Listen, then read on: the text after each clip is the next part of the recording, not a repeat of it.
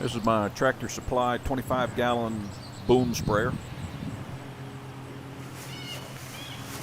I'm towing it with Toro 50-inch zero-turn mower.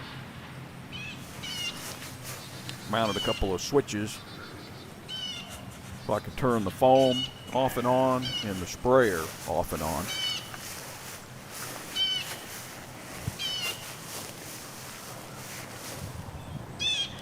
All you need is an air supply and a water tank. Here I'm using a tire inflator. Got this at Walmart. Came with a bottle of slime.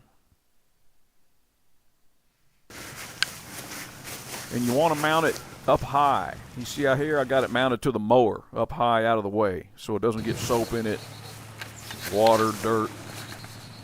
For a water tank I'm using a gas can. And to attach the air supply, I just use a tire valve. And here's the important thing. You got to blow that air into the liquid, not just into the tank, but I've got a piece of tubing attached to that tire valve that goes down into the liquid. That's what allows that water to foam up and make a bunch of foam in the tank. So that's an important point there on how this thing works.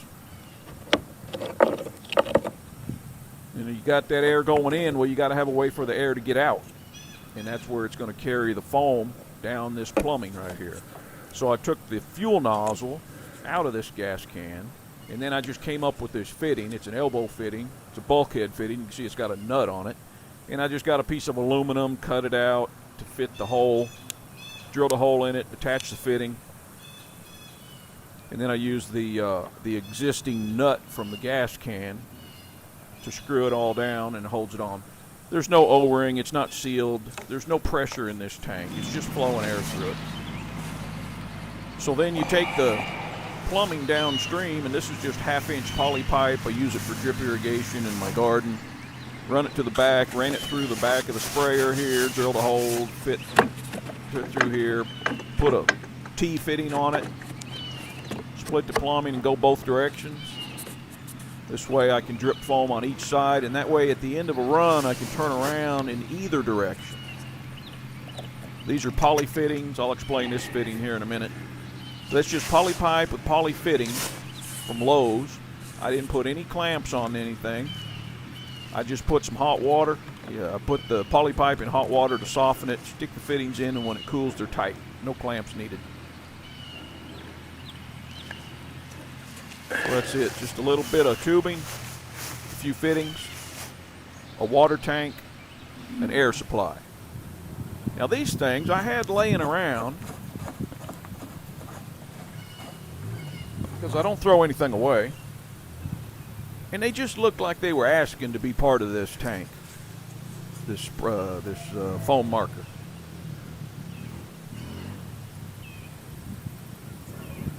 So where I got these was these garden spray wands. I had a few of them, and this end usually goes bad. It splits. They're just aluminum, I think, and they split and they start leaking and they quit working. But as it turns out, this end is threaded. So I had a couple of these, and the poly pipe fittings, the threaded fitting fits it, so it works just fine. So you turn on your air, it's blowing air into the tank of soapy water, forcing that foam down the tubing where it's just pushed out the end. Now I don't know if these things are required on the end here or not. They work fine, but it will probably work fine without them, just dripping right out the end of the hose. I really doubt that it matters, but it looks good, and it makes a nice big ball of foam. And you can see here, all it's doing is just pushing that foam down the tube and dripping it out the end. It doesn't use very much water because mostly it's just air coming out. I put liquid dish detergent in there. Dawn, Ajax, whatever you get at Walmart, cheapest price. I don't measure, I just squirt a bunch in there. Right here looks like it's got a lot of bubbles in addition to the foam. Maybe it needs some more soap. I don't know.